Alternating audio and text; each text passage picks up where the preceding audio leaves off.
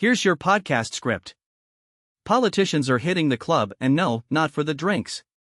The New York Times is reporting on a growing trend of candidates campaigning after dark to court young voters, with the headline, "What's the hottest spot in New York for campaigning? The club." Here's how it went down. Claire Valdez, a first-term Democratic Socialist Assemblywoman running for Congress in a Brooklyn, Queens district, spent the final weekend before primary day on what she called a club tour. She grabbed the mic behind a DJ booth on a packed dance floor, told the crowd to tell their friends, their co-workers, even their exes, to go vote. Then she moved on to an astrology-themed bar called Mood Ring, chatted with women waiting in line at a food truck over $4 tacos, and finished the night walking through the backyard of Nowadays, a techno venue known for marathon dance parties, alongside Mayor Zoran Mamdani. She posted a video on X, calling it Zoran's Mar-a-Lago. And 3 days later, she won the Democratic nomination. This wasn't Mamdani's first time either.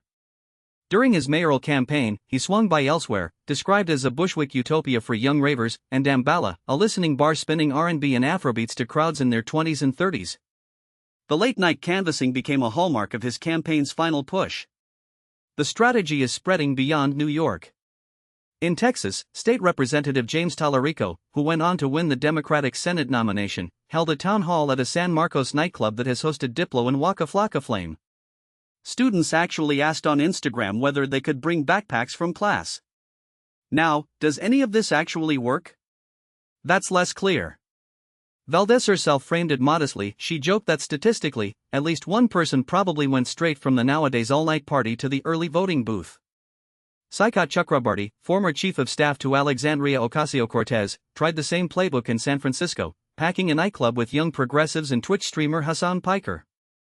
He finished third in the primary and didn't advance. And not everyone is thrilled about politics invading the dance floor.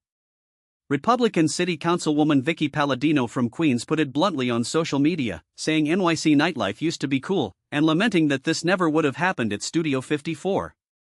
But this kind of nightlife politicking isn't entirely new either. Back in 1964, Lyndon B. Johnson's supporters transformed a room at El Morocco, a storied Manhattan club, into what was billed as America's first political nightclub, a discotheque for LBJ, where the entry fee was a $5 contribution to his campaign fund. The underlying logic, whether it was 1964 or 2026, is the same. Even if Gen Z is drinking less, they're still out somewhere on a Saturday night, and for candidates willing to show up, the bar and the ballot box might not be so far apart. I'm your host, and that's your story for today.